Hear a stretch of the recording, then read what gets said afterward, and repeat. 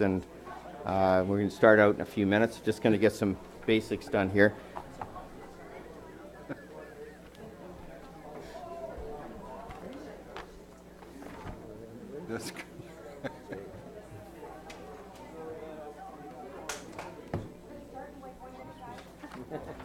Oh, Adeline cracked the whip. All right. All right. Okay, so we're going to go for the Minutes. minutes. Have you got an motion on that? That one. We have a motion by Councillor Turton, second by Deputy Mayor Fisk, that the minutes of the May 7th, 2013 council meeting be adopted as presented. All in favor? Good. Now, there's just a little change on your agenda. We're going to, first of all, additional items disclosed to other business. Anybody got any? I've got a couple. I have one. Okay, why don't we just open it up later for you guys? It happens. Somebody will have another one after. Fisker? Okay. Right. Okay, and then we're going to Okay, so now we're, to the committee of the whole. yep. Moved by Councillor Hamley, second by Councillor Elliott. The Town of Minto Council convenes into the Committee of the Whole. All in favor? Carried. Okay. So now we're going to move the delegations up. We're going to get the kids here first before, I know they would want to sit in on all the public meetings and all that stuff. 'Cause I enjoyed that when I was their age, but I think not tonight. Well, let's maybe give them a chance to get the heck out of here. And no ball tonight, I would imagine, because it's all been canceled, I should say. But so I'm going to have Deputy Mayor Fisk and myself, and Can I have a mover and a seconder? oh, mover and a seconder. Rick and Ron, all in favor? Okay. Okay, so now we're going to have Annaline, who, by the way, has done this superbly. I know she's got it totally organized here. It'd only be Terry and I can mess this up. We have a flow. Terry, you want to come down to the front? Well, I don't. Yeah. Are you? Rick, come down.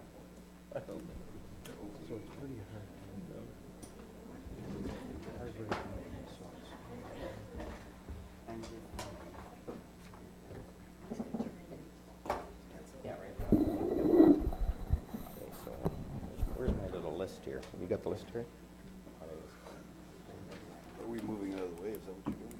So the great news is we had some amazing sports teams last year, did some great stuff, and we're going to start off with the, oh, I just have a little cute little story about the Minto Mad Dogs.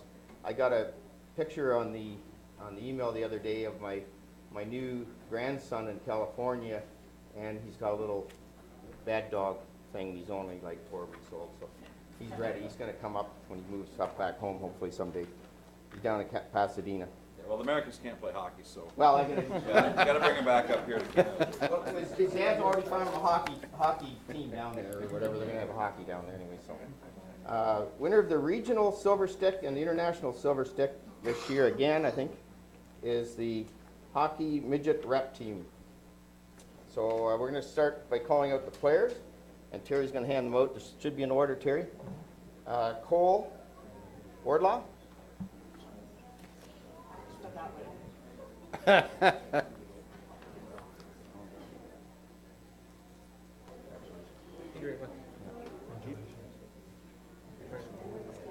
right there. Congratulations. Tyler Reiner? Tyler Reiner? Here. Curtis Shorey? No. Curtis Shorey? Bradley Binkley?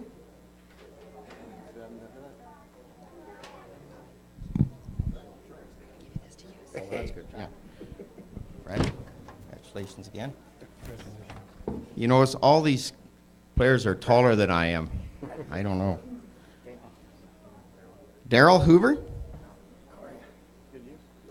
Daryl? No, right here. Cole? Leslie. Cole's here. They're getting smaller. Yeah, how would you like to run into him? Wow. Cole, congratulations again. Congrats. Cameron Charlebaugh? Carson Ivel?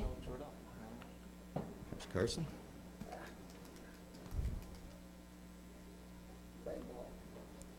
Congratulations, guys. Oh, yeah? Congratulations. Josh Hopefully? Brendan Atkin? Aiken, I mean, sorry. Brendan's not, oh, he's probably golfing. Greg Allen? Devin Williams?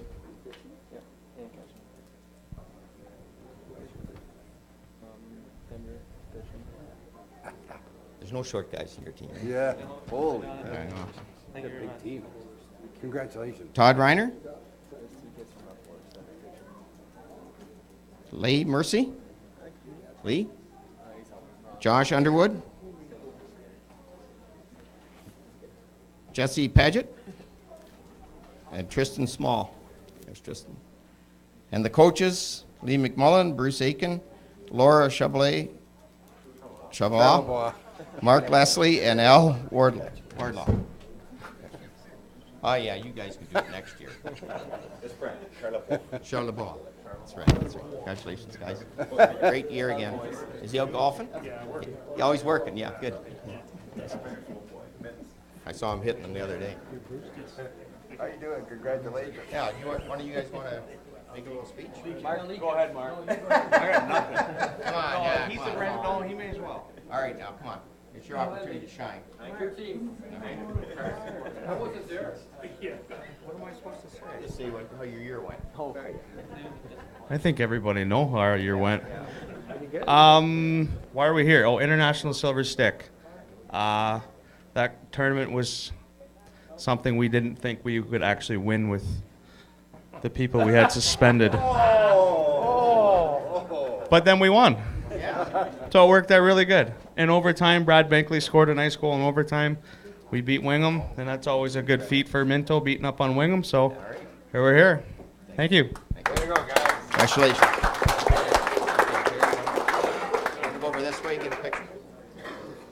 I might have to get in the front row. There's smaller teams out there, isn't there? Last year.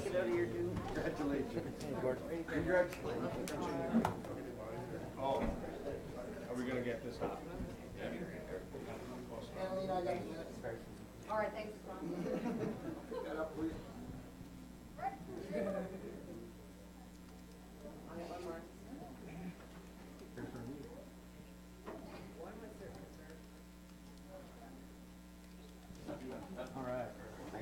Good job again, guys. Especially when you weren't supposed to win, eh? Coaches didn't think. I'll let you read the next ones.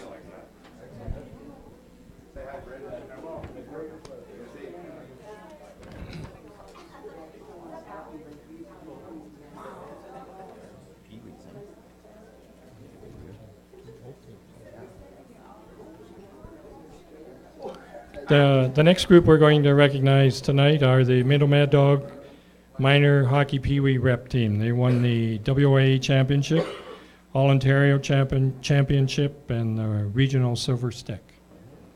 The players are Brent Zabel,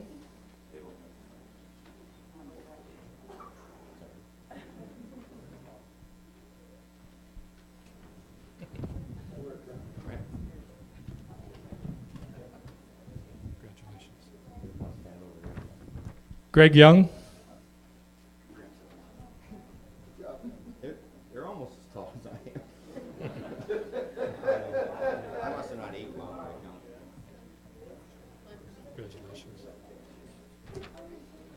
Luke Oxford,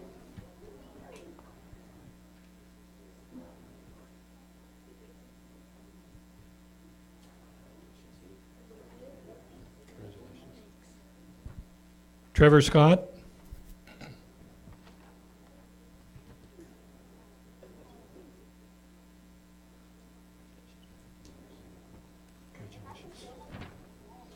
Brody Hopefully,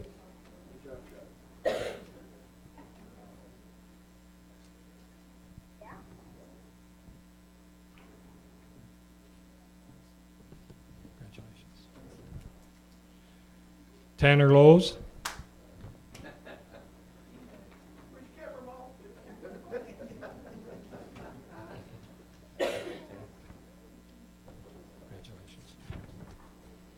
Parker Miller,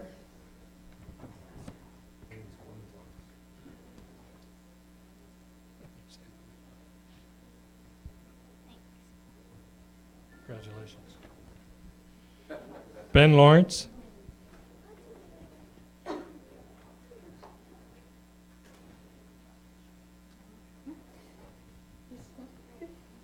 shoes. Congratulations.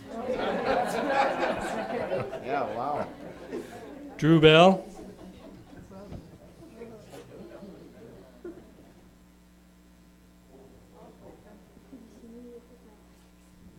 Congratulations, Drew. Logan Wanless.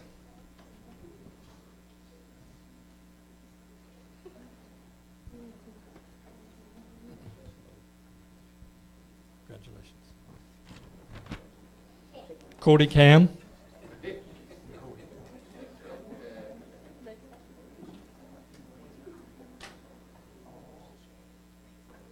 Congratulations. Reed Lobsinger.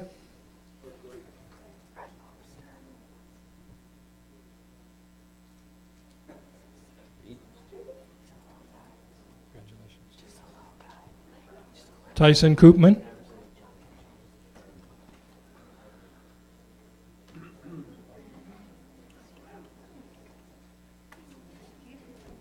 Congratulations. Morgan Troyer.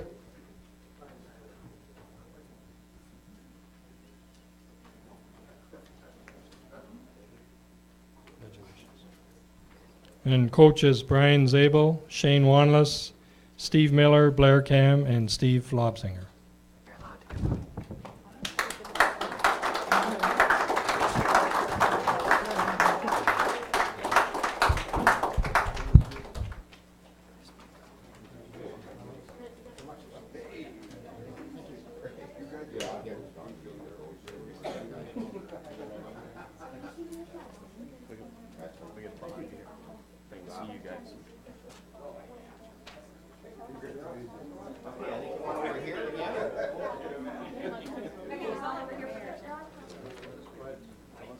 Picture up. I can stand in the back row of this group. Well, some of them. Some of them. Oh, that's good, guys, thank you. Nice caps, guys. It's tight. You got those? Looks like we're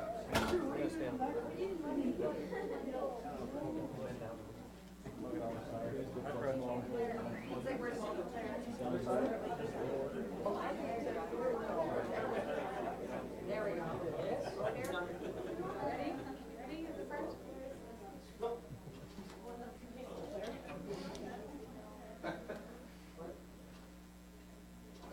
Congratulations.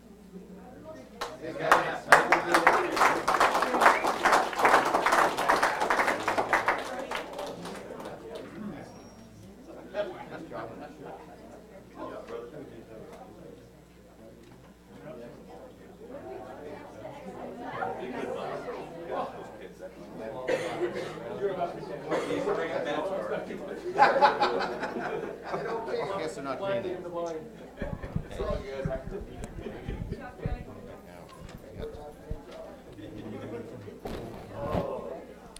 Our next team up is the Minto Mad Dogs Minor Hockey Pee Wee A-E team. Winners of the WAA Championships and All Ontario Championships. So I'll call the names, and Ryan Litt.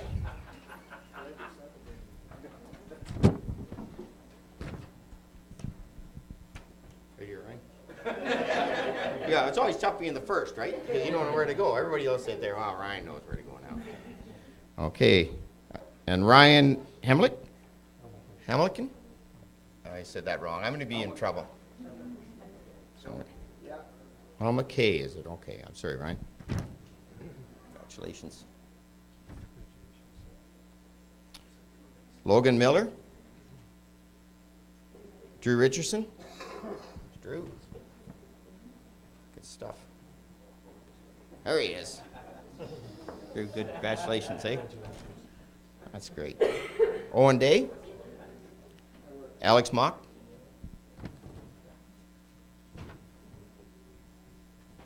Alex? Congratulations. Will Dennison?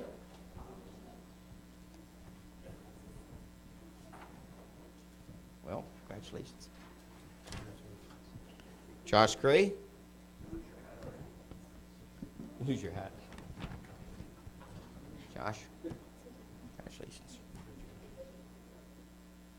Boston Will?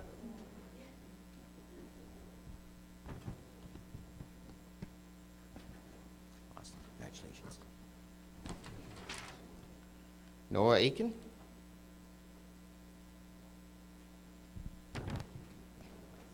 Oh, you're getting taller than me, Noah. Congratulations. Brandon Brooking?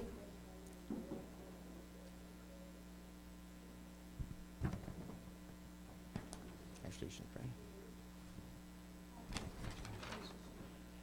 Tyler Canning?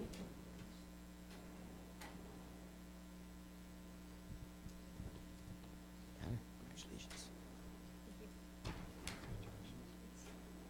Cable Irvin? And how you say that wrong there? Yeah, what was it? How did you do it? Caleb. Okay, that's my eyes. Congratulations. Here, right here, Caleb. Yep. Coaches Dale Litt, Bruce Aiken, Kevin Gray, and Brad Day. We'll make them say something.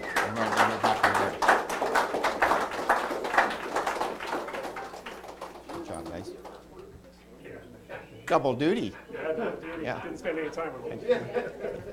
I know, I see you driving there and there and there and there. Okay, who wants to speak on this one? You're stuck, eh? That coach gets the job. I just wanted to thank the team, the coaches for a great season. We wrapped it up with a WA championship, which was icing on the cake, I think. So it was a fantastic season. Everybody gave 100%. I think everybody had a fun time. So again, thanks a lot. Thank you. Okay, a little picture. You guys want to line up here?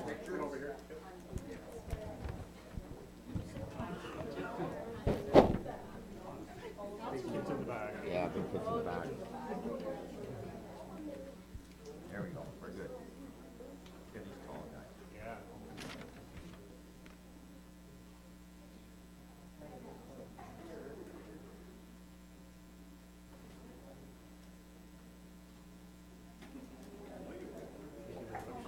Thanks, guys. I can say, like, we got these young teams coming up. We're going to be coming up here a lot. Let's hope. Yeah. Take care, guys. You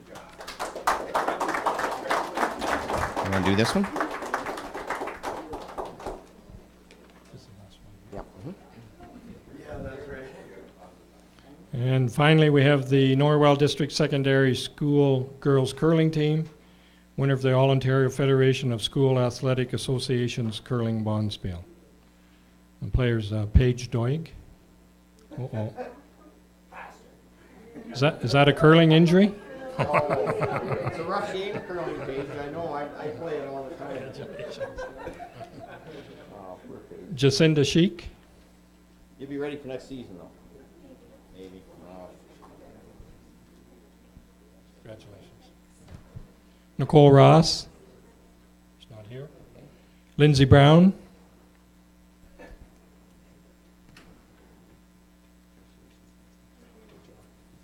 Congratulations. Sarah Dreiger.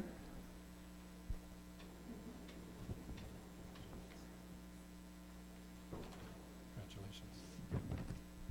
And Coach Tyson Smith.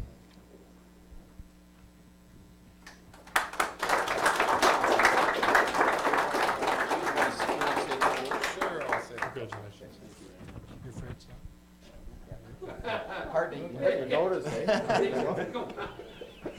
I love that one, too. I'd just like to say, well, thank you to these guys for an awesome season. It's a short season, the curling season in high school competition, but they caught fire at the right time, went 8-0 against the best teams up in Ottawa from all over the province, and had a great time and great support from the parents. We had a wonderful trip up to Ottawa.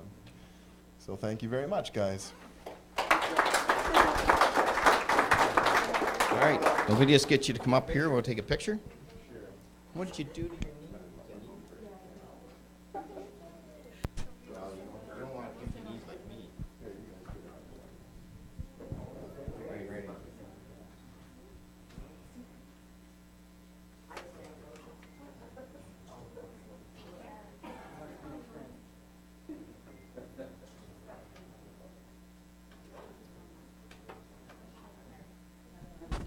That's quite an accomplishment going on.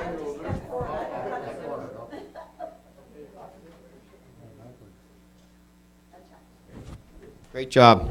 Go 8-0, that's a tough one. All right. Let us go back out there, I guess. Yeah, I just stick it all back here.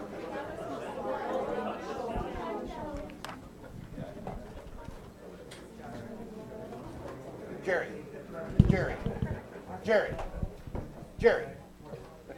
Oh, he can't hear. Or he does. Yeah, that's right. Where yeah. Oh, my gosh. Great stuff. Never seen him before. No. No doubt. Junior. For sure. Good job. Outside?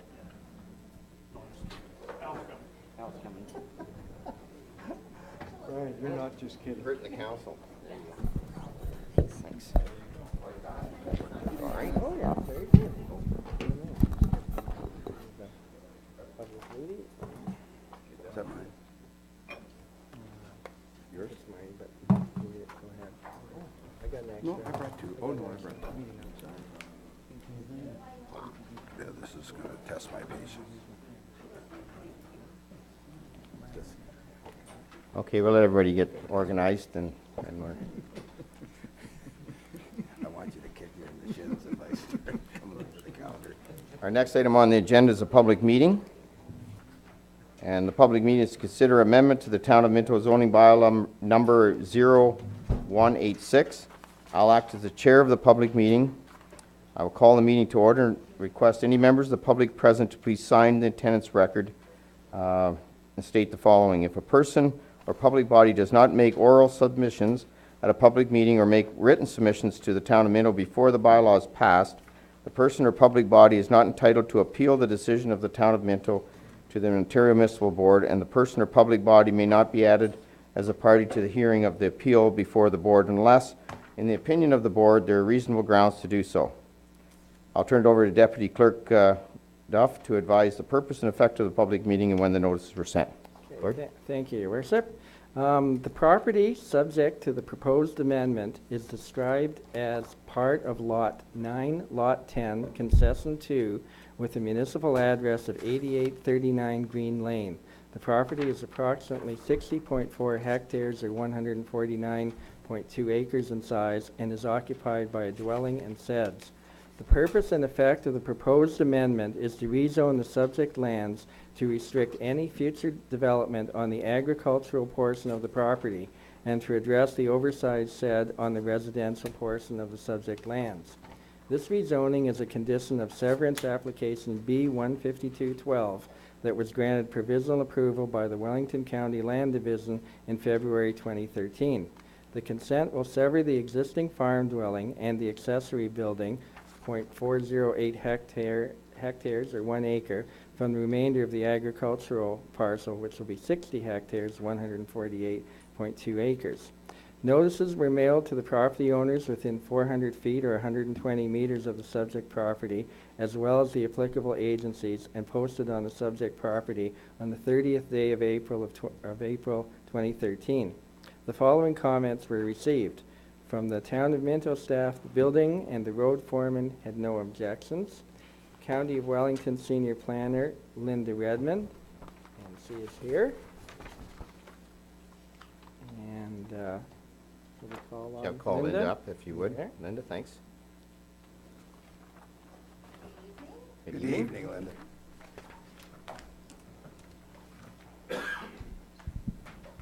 Yeah, good.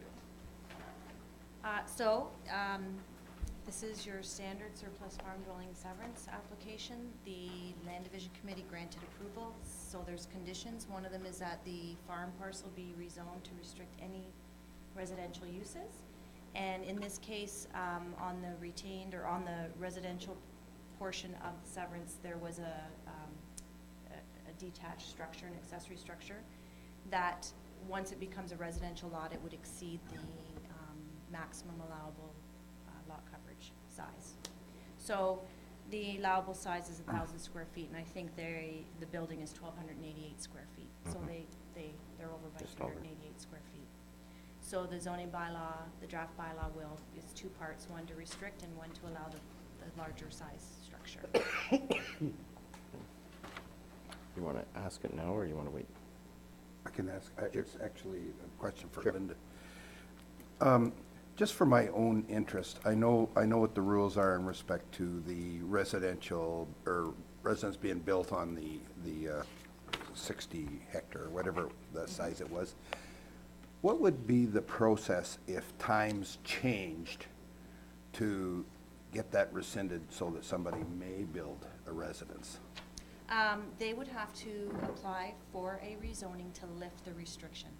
So Okay. the same process as this, but they would be removing it. And that would go then to the Land Division Committee? No, it Oh, would wouldn't come it? strictly to. Oh, strictly to here? It's a Okay, local zoning.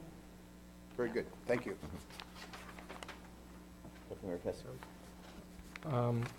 I believe the property has 2 sheds on it, but we're only talking about one. Is there one going with the land, or what's the? One was, the one,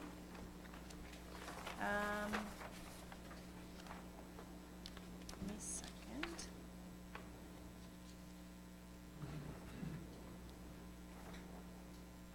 The shed on the shed on the farm parcel, the steel metal clad shed, well, they're both steel metal, but the one on the farm parcel, that meets the requirements. They don't need relief. They're allowed to have, that would be considered a farm building on a farm. So it's part of the farming operation? Correct. So there's a shed with that, and then there's a shed with the residents as well?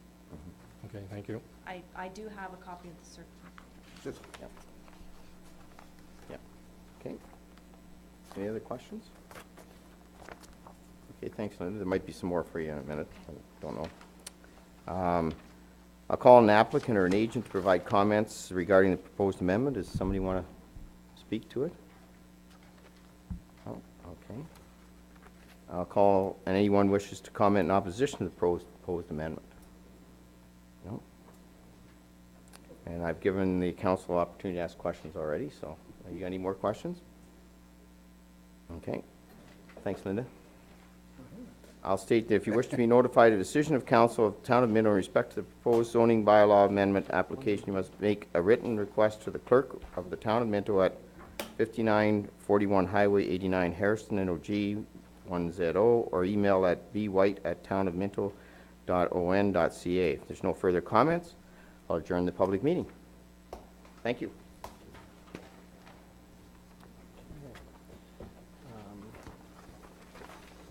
Okay, so I notice the motion is moving up. You want me to talk Yep. a little bit about the procedure? Yeah, I'm going to turn it over to Deputy Clerk Duff to talk about the next item, which is a bit of a procedure issue, so. Okay. There has been a request to bring forward a motion from a previous meeting. In order for council to discuss the content of the resolution, we need to approve a motion to reconsider the original motion, and we need a 2/3 majority. So we have everyone in attendance, so we need 5 out of 7 to approve that to bring forward. We cannot talk about the contents of the resolution at the moment. We can only vote on whether to reconsider it. Yep. So if we have Deputy Mayor Fisk. Yeah, I'd like to make a motion that council reconsider motion COW 058-13 as it applies to endorsing the company to be named and/or First Ontario Energy Inc.'s application to the Ontario Power Authority FIT program for a 10-megawatt solar generating facility on lands known as 6369 16th Line, Part Lots 1314, Concession 17, Town of Minto. So we just have a vote. We have to vote on that motion. First, what's the Need a second? second report? Councilor Caldwell? All in favor? Opposed? Carried. Okay. And we have some delegations, and we were going to Yep. propose that we change the order. Mhm.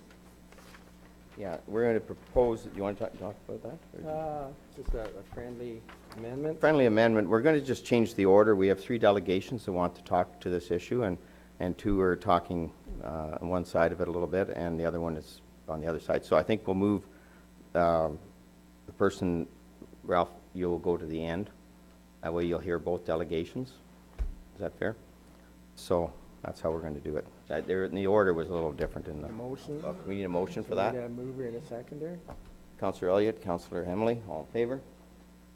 Carried. Okay. All right, so, June, would you like to come up? And June, if you would just like state your name and the purpose, and we're sort of, and we'll try to keep the mic close. They told you you're on television, didn't they? Well, anyways, Smile. but we do this for our own usage, and then it goes on Whiteman. So we want to make sure everybody, if you're talking into the mic, or if somebody's talking, then make sure you talk into the mic. Okay? Thank you. Well, good evening. My name is June McDonald, and this is my husband, Dr. James McDonald. And we are here to speak to the issue of the solar farm that is proposed for the 16th line, 17th concession of Minto. And I know that you have my submission in your package this week, but if you would bear with me, I'd like to read some of the parts of that again, and I will speak to them also. I would like to preface my remarks with a word of thanks to those 3 members of council who, along with staff, stopped by while on a spring road trip to view the site of the proposed solar farm on this, that should be 17th concession of Minto, and stood in the rain. I appreciated that. Yeah. We appreciated the opportunity to be heard, and I trust the remaining councillors also are now familiar with the site. I am here tonight as part of a delegation of neighbors whose farms and homes surround the Miller farm. A brief list of our many concerns is as follows.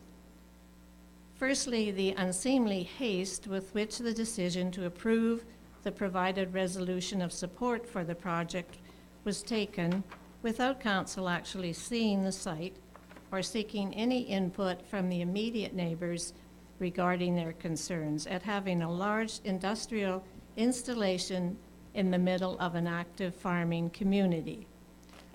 Also, the manner of first learning of the proposed project only through the media was disturbing. Secondly, the rather cavalier attitude with which the quality of the farms in Class 4 have been dismissed as scrap, or I believe the term that was used in your presentation was scrub, scrap is mine, lands by the purveyors of the project. That is, and I quote, "No economic losses from reduced agricultural activity are projected, as the reasonably foreseeable impact is negligible on these lands, as the lands in question are Class 4 lands, entirely non-prime agricultural." Now, this is true. That is the classification that's been there since about 1950s or 60s, and it does cover most of that corner and a little further west as well. So all of us are in Class 4. Now, I just want to comment that although it's Class 4, that does not mean that these lands are non-productive, not by any means. And they have been worked for over 150 years now. There are still 6 farms active in that corner. And if I can speak personally for a moment, our own farm, which is directly north of the Miller property, we host the Canadian Food Grains project, the local Harriston Food Grains project. And last year, which was a very difficult growing year, we realized more than 2 tons of wheat per acre. Now that is a very decent yield. And the years that we've had beans, it's been likewise. The years we've had corn, it's been likewise, and so forth. So these lands are hilly, and they really do take what I've called the smarts to work them. You need to be careful. You need to use good management practices. You need to know when to plow and when not to plow. And so it does take more work to work them, but they are far, far from being non-productive. And with the rapid disappearance of prime agricultural lands in Wellington County for other purposes, we may soon become very dependent on having Class 4 lands available for our crops. Thirdly, there is a very active wildlife area, including a natural pond on the property, which warrants a thorough professional assessment for species at risk. It would be an area particularly vulnerable to the massive disturbance of a prolonged building process. And along with the proposed solar farm, hand in hand goes the degradation of the soil from a number of different causes. And usually what happens is that wildlife simply disappears from the area. There are many questions that the group have brought forth and other folks I've talked to in the community. And I'm just going to give you a sample. Given Road will require a major upgrade to support the increase in heavy construction equipment to build the project. Who pays for that? There are 6 farming operations on Given Road. How will they be affected by the increased use of the road during the building process? The electricity produced will require a system of transit to add it to the grid. Will this require a system of hydro poles across private land? For farms with sensitive electronic equipment, what is provided to deal with stray voltage from the possible leakage from the equipment?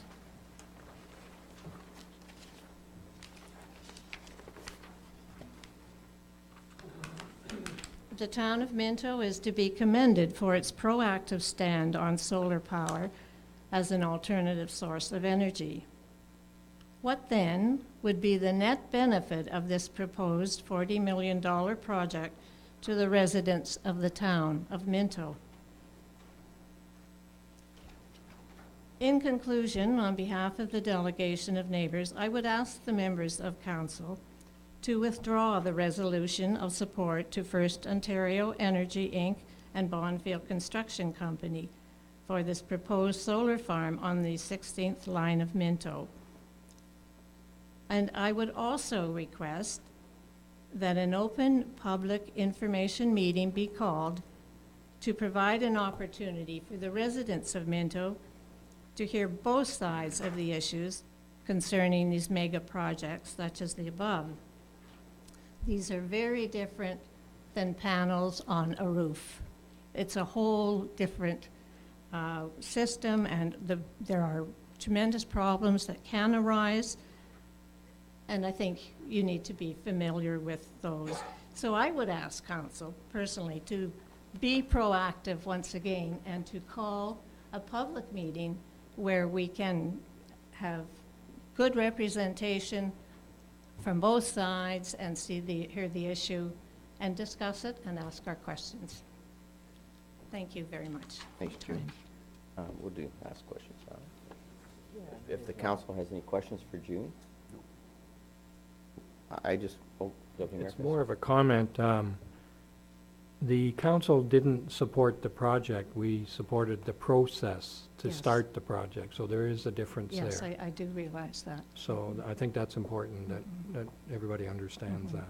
I think, though, in your supporting the resolution, implicit is a kind of support for the project.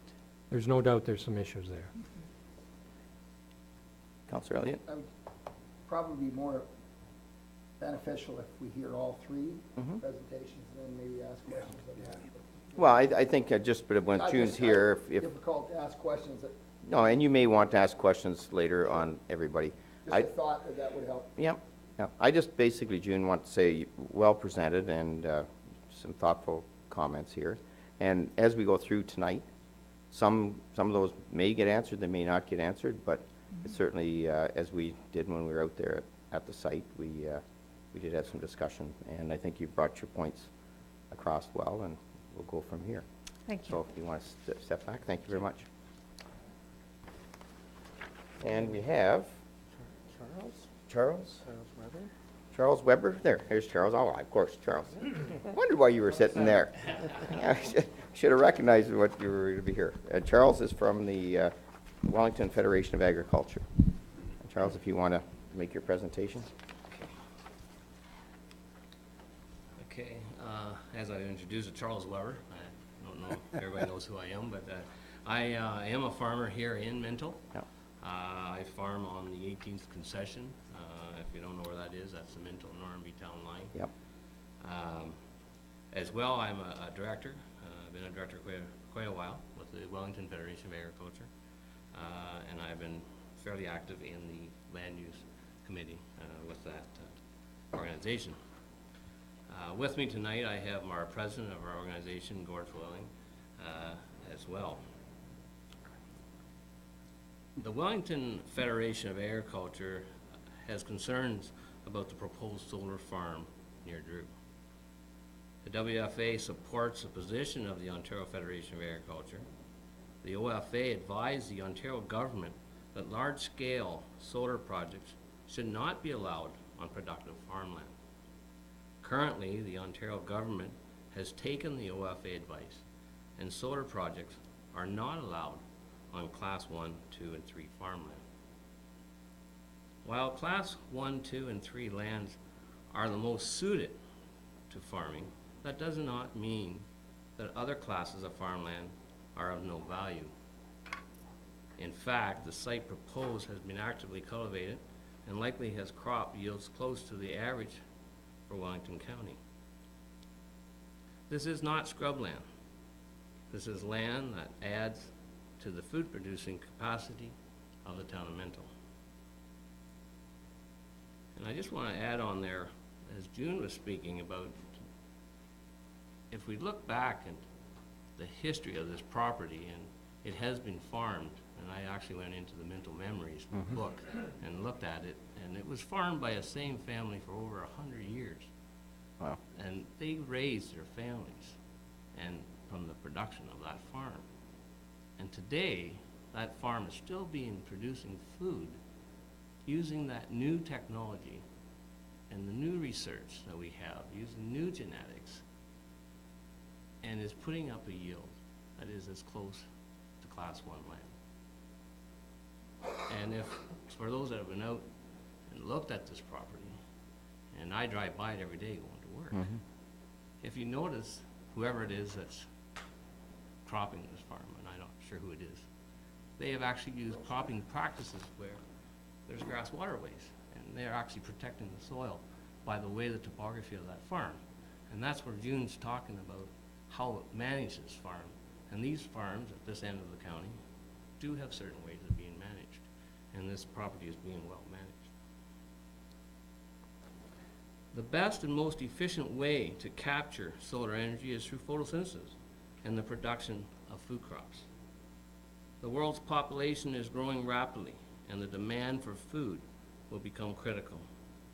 Ontario already has to live with the legacy of urban sprawl on substantial portions of Class 1 farmland. Today's decision makers need to have the foresight to protect tomorrow's food supply. The need for protection of this most valuable resource, farmland, has never been greater. We strongly urge you to reconsider your motion of support for the proposed industrial solar installation. The project will remove a substantial acreage of productive farmland unnecessarily. There are better locations and applications for solar technology closer to where the demand is greater. On behalf of the Wellington Federation of Agriculture, I want to thank you for listening to my presentation.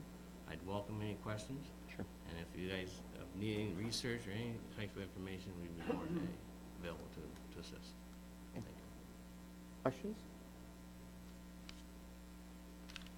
Thanks, Charles. I just want to just say one thing, and the discussion was, and if the council might have not been out to the site, but I didn't realize it was being farmed.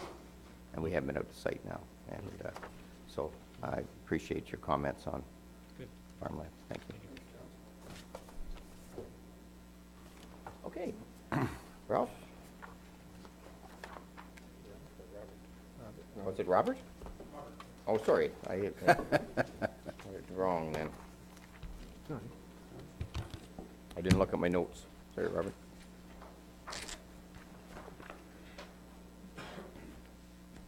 And Robert, you're the applicant, and I guess if you want to state your company and what you've been doing. I'm Robert Forsyth. I'm here representing, first of all, good evening. Yeah. Thank you. Representing First Ontario Energy, who were the applicant along with Bonfield Construction. And we requested that the name on the last, on the resolution be changed from Bonfield Construction to Bonfield Limited Partnership. And this has to do with the, excuse me, the Ontario Power Authority regulations, just in terms of how you submit documents. So that was the reason for the request. I don't want to fully repeat the presentation we did the last time, but I think some points are certainly worth mentioning. We came to council, we came to council asking for support of our resolution in support of our application to the OPA. The reason being is that we're being forthcoming in terms of what we want to do. And at this point in time, there is no requirement for any solar farm operator to actually request. We're trying to be open, proactive, and do everything we can to be a good neighbor and fit in with the community. That is why we came forward. First of all, our process is to identify where there is capacity. And capacity has two aspects to it. One, that the grid is capable of accepting the power. And the reason, and that means how it is built technically. So there is capacity here for a 10 megawatt solar farm. What's more important is that the reason the capacity is there is because there is a demand, there is a load for that power locally. So essentially what we would be doing is supplying as much of the local power requirements as possible, putting the supply where the demand is. And that is and as we go forward with smart grids and this sort of thing, there will be opportunities for the power companies to isolate that supply. So if the supply goes down from another location, they could still keep the grid up as almost like a microgrid locally using that supply. The power is also contiguous or at the same time as the peak demand when we're during the daytime, summer and winter. So that is the aspect of solar. It is a peak demand. The other point that we raised that we think is very important is the funding for decommissioning, which we mentioned in our contracts with our landlords, the owners of the property. We have in the 19th year that we have to put the funds in place to decommission the property. And so that both council, the neighbors, and the landlord do not get stuck with a white elephant, perhaps. So those funds are in place. That was very important. Protecting prime agricultural land. I do believe that's important. After our, and I brought the map, but there doesn't seem to be any question that we are on Class 4 land, so that is what we do. Once we determine there's capacity, we look for Class 4 land because we do not want to be on what is considered prime. After our presentation and meeting last time, we went ahead to have a soil study done. We didn't need to have one done at this point in time, but in terms of our submission to the Ontario Power Authority, we have to have a land study done. Unfortunately, they only were up last week doing the work, so I don't have a written report, but on my way up, I received a verbal report from them, and it confirmed that the site that we're dealing with is Class 4 or above in all aspects. Some are Class 5, which is water essentially, and there is a small organic portion. Basically what they told me was that these are generally degraded soils, that the grade stone sand results in land losing fertility. They could grow, but they expected there to be low yields. That was what they reported to us. Something else that I've heard over the last half year, I guess it is, in talking with farmers and with various councils, is that there's also a consideration that when the solar farm is in place with the cover that we grow on it and maintain mechanically with no pesticides or anything like, no chemicals, that it gives the land a rest for 20 years. And so some farmers have said to us they expect their land to be much more productive at the end of that, but it's not, in their terms, not productive at this point in time. We also proceeded with doing a site layout as well. And one of the fortunate things in the intervening years, while solar programs have been in place, is the efficiency of solar panels has increased rather dramatically. So where we would have expected to require 100 acres to site a 10 megawatt farm, we can now get down to about 75 acres. And so by the time we get around to building this, we expect that even to be lower just because the efficiencies are so rapid. I know we submitted copies to you, but I don't think we have, do we have anything that we can pass out to? I have Yeah. some that I brought.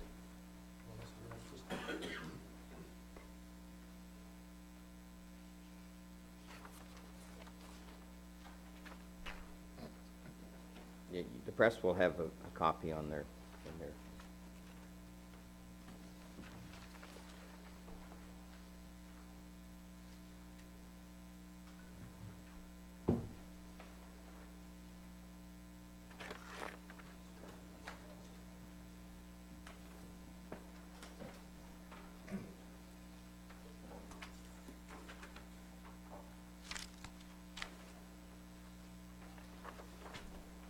So as you can see,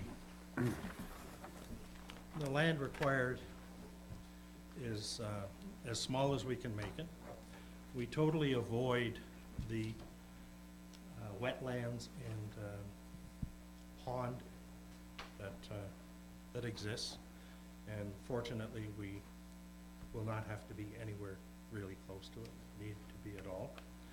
We have quite a large setback from 16th side road. This is the first go that our engineers, Steenhoff out of Aurelia, have had at it. We could modify it a bit, I think, in terms of the location, but basically it is avoiding the Class 5 land, the ponding question, and is well back from any organic land as well. We're trying to site it on the center of the property as much as possible to reduce the viewing lines and to avoid all of the constraints on the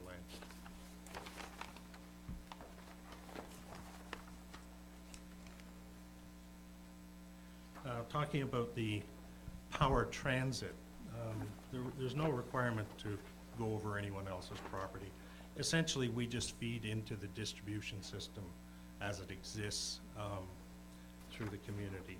There might be a slight beefing up of the cables required to a higher voltage, but basically we're using the distribution system, not the transmission system, and there's no requirement other than just following the existing lines where they are. Stray voltage, now that's an interesting one. It's important. I've never had it raised before. Basically, we engineer these to very, very high standards, so we're not going to have issues like that, and they're certainly not going to travel any distance whatsoever. Robert, where's your road, where would you begin your construction off of? We'd be coming in off 16th and 16th? going back along the property line. You wouldn't be going on Given Road? No, no need to at all. Right. I Actually, think that was one of the concerns. yeah, no, that's right, sorry, didn't mention it. But we would be putting in a temporary road to bring in, and then we can leave it there for Mr. Miller to be able to access the farmland that the land that he's farming around the pond area. That would still be, he'd be still able to farm that. He could have access to his woodlot and then continue farming down. So you the could front farm of the property. everything that isn't blue? That's pretty much it. Okay. Yep. And I took our guys to task because at the very end of the blue, there's a small bit of woodlot, so I said maybe we can just swing it. It was their first, we've only had it for a week, so this was their first layout that they've done. So there's some flexibility in it, but the guidelines we gave were to respect the property boundaries as much as possible and center it away from all problem areas, no, not problem areas, but sensitive areas, and to center it on the property as much as possible. Well, I was out at the site. You see where the green comes down, and there seems to be, there's a natural runoff there that goes back into the bush and then over across the road into like a beaver, I would call it a beaver meadow, or like it's a little bit of a, and I think that's maybe where we have fairly heavy turtle population out here. I've stopped a few times and moved turtles across the roads and stuff, so. You mean running through the? See, yeah, where your blue kind of corners it there? Yeah. Now, you had mentioned you have to go through an actual environmental study? Oh, yeah. The purpose of coming forward at this time to council to get your resolution is basically to help us through the process and to help the municipality in terms of knowing that if a project makes some sense, that you would prefer that over one that you're not even aware of that may surface and may put an application in. Once, if we're accepted at the OPA, then we have to go through a whole process called the Renewable Energy Approval Process. At that point in time, there's a meeting called with the Ministry of Environment, Transportation, Agriculture, all the ministries that have any kind of input onto this. And they start a whole approval process, including community involvement, community meetings and discussions. So that happens through that process, and it's a very well-defined process. And at that point in time, issues such as, well, certainly Ministry of Environment would want to know those sorts of things. And then they'll tell us, because at this point in time, obviously, we don't know. We will do a setback from those. If there are any kind of requirements around we have security fencing around these sites, and we also are required to put screening, which I think we've shown you before. Yeah, maybe show the. Yeah, I will. So this is the type of screening that we're required to put where we're abutting anywhere close to residential areas. It has to be trees that are overlapping like this, and when they go in, they have to be at about 60% of full growth, and then achieve full growth in about 8 years. So that is what faces any proximate to residential areas. So at that point in time, I guess we presumed that the most sensitive area was this pond, but if there are other areas, we will create the setbacks. And what I'm encouraged by is that when they did this layout for us, there is an opportunity to adjust it a bit. So if we find that we have to, like where you mentioned is where I saw those trees, and if we don't have to cut trees and we leave them for the owner to have a woodlot, that's fine. So if we have an opportunity to adjust that and perhaps bring it on an angle, then we can do that sort of thing. But that will be covered off through the process, definitely. Any questions for? Yeah, thank you. Through you, Mayor Bridge, Robert. delegation. When you talk about roads, is that a 50-foot road all the way around there? Am I reading that drawing right, or does the road Oh, no, it's go- not a road. Okay. No, it's a setback. Okay, so, Yeah. so there's gotta be, an opportunity for you to drive down there. When We you're have, inspecting them and, maintaining them, things like that? we have to maintain the trees, the fencing, and that sort of thing, yes. Yeah. But it's not a, Not an road in the industrial sense- road, no. I understand that. No, And I understand four-wheel vehicles or four-wheel drive, and right. is that kind of what you're thinking? Yeah. Councillor Elliott? I have a couple of questions. Sure. Charles, being a farmer, I just wonder what kind of yield is a good yield? Yeah. Yeah. As for the wheat farm. Yeah. She's talking about, anywhere in that two to three bushels, or tons of the acre is a good yield. Good yield. Is a good yield. Right? If you're talking soy meat, you're talking anything, in our area from 35 bushels and up is a good yield. Okay. And for you, Robert, I just wonder whether you investigated any other properties that haven't been farmed or not being used as farm or haven't got environmental sensitive areas in them? Is there I anything can like tell that? you, Jeff and Greg drove every road here probably 20, 30 times, knocking on doors, talking to people. The Millers were Sean Miller was interested in, we call it farming the sun. That they were interested. No, we don't have any others that have stepped. There's nothing that you see that's available that could cover this solar area that wouldn't be a hazard to our community at all? Well, I mean, we're on Class 4 land, which is what we target and what the Act says we should do. So, no, we have not found other locations. Sorry, just to Yep. just to fully address it, because there are constraints. We have to be within a certain distance of the electric utility. Otherwise, it doesn't make sense. So that is the constraint. So we find where there is capacity, but then we have to follow the distribution lines, which we're going to tap into, so we don't have to build whole new ones, which is not cost effective, quite honestly. Mr. Forsyth, you mentioned at the beginning of your presentation that the owner is going to be Bondfield Limited Partners, or they're going to be the contractors, or They're both, actually. Both. Yeah. And is there a general partner involved in that then, or? No, they are the general partner. And the limited partner as well? They have other partners that they bring in who are financial partners, investors. Okay. And we also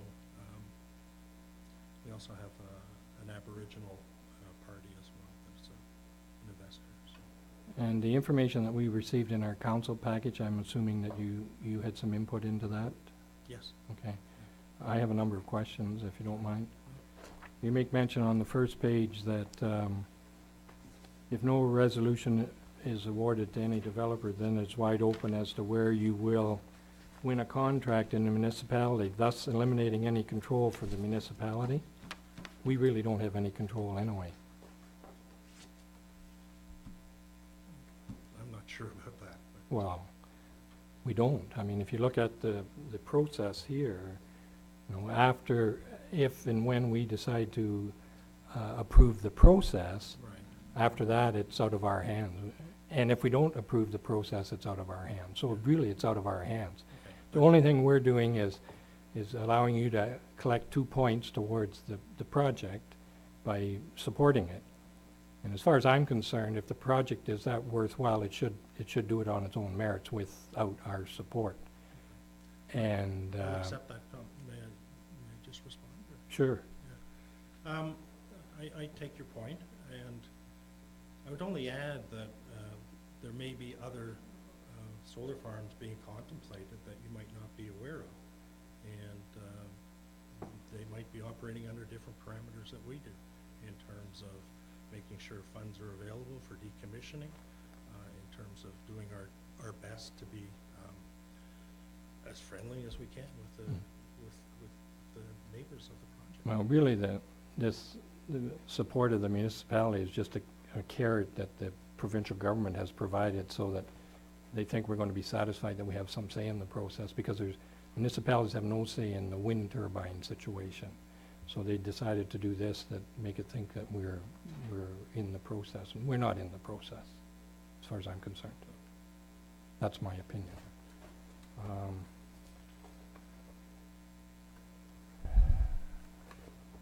I guess the other thing is here, it mentions that your group will, and the landowners will have an explicit clause dealing with providing these funds in a secure performance bond at the commencement of the 19th year. So that means up until the 19th year, there's no performance bond, or there's no decommission funds available if something happens to the project. Not funds, there will be a decommissioning report that'll be in place. But it's a long time to put up funds that just sit there, so. I know, but it's a lot of money, and by that time, I think your partner mentioned to us last time, it was about a $3.5 million a year that this project would produce.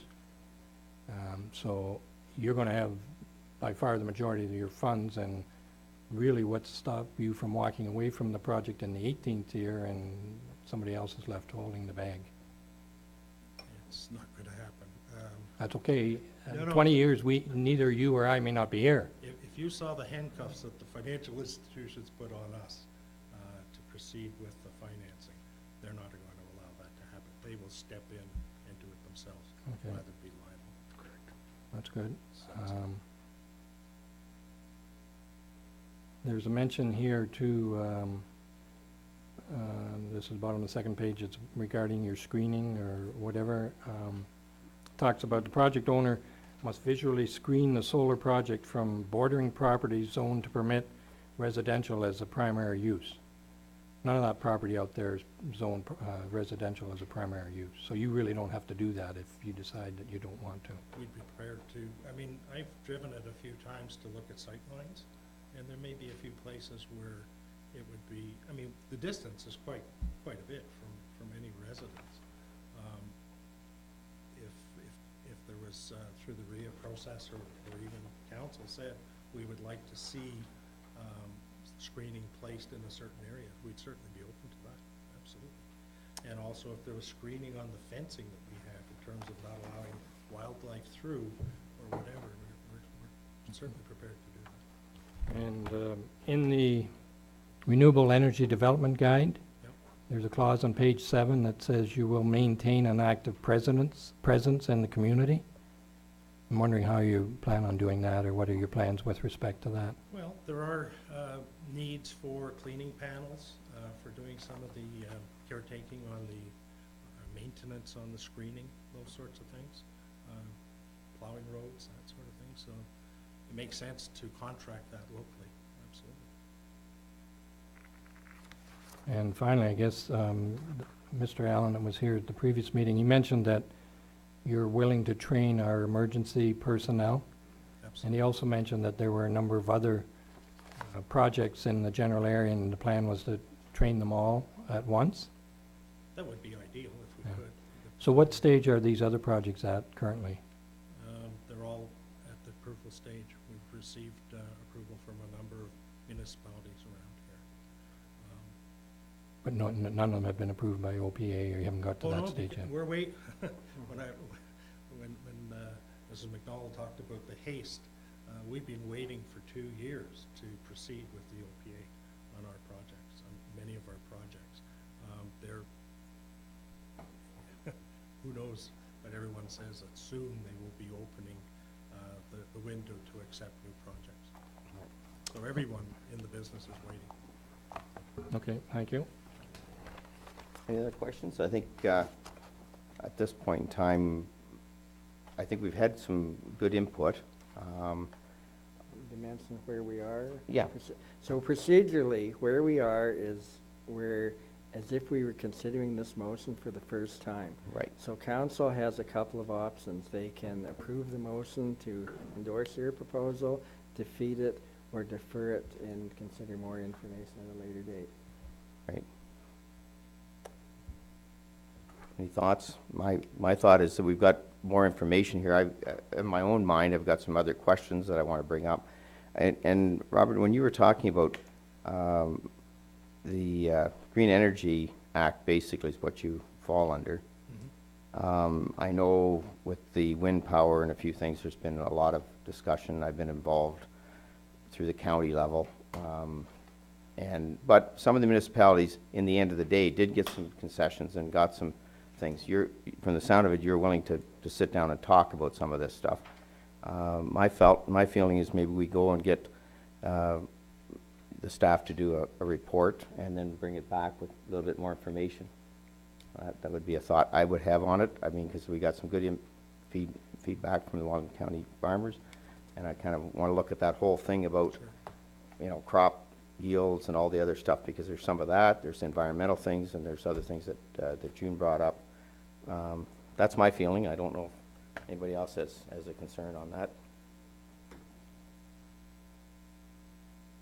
I was just going to ask the speakers tonight, were your questions answered by Robert, or did you have any additional? Not particularly. I mean, not particularly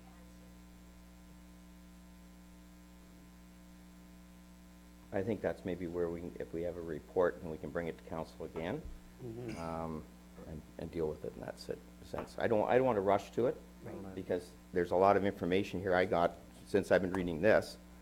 First of all, we didn't have a site layout before, which helps a little bit, because you know where it is now. Some of it can still be farmed, that type of thing. So these are some things I didn't know before. So I want to, if that's all right, if I need somebody to give me a motion on that. Motion. Yeah, Mayor Bridge, I'll make the motion that we defer it.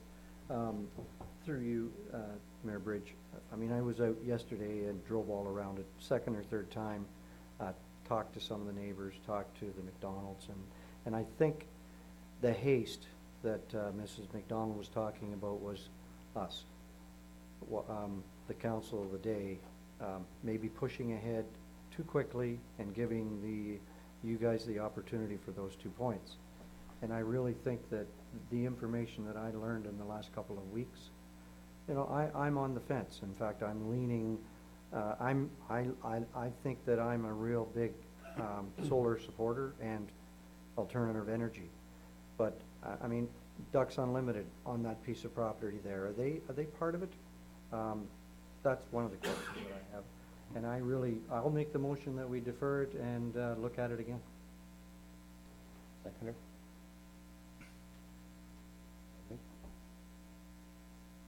All in favor of deferring it?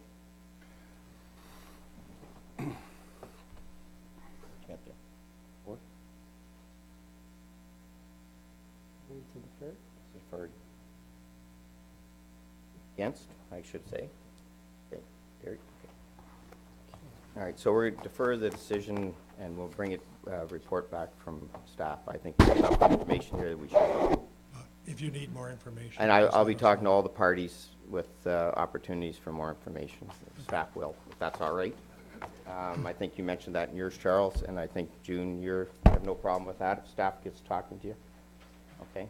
And any other neighbors that want to, you know, voice anything, by all means. But I think we want to make sure we get this right. And it wouldn't hurt to have a little bit more time. That's fine. Any other questions, we'd be glad to answer. Sure. Thank you. Thank you. Thank you. Another little procedural, we'd like to do a break. Oh, yeah, for the we have video. to do a little break now, so if anybody wants to leave, they can, because the video times out on us or It's a something. long meeting, so. Long meeting. Anyway, so take a 5-minute break and then go from there. Thanks.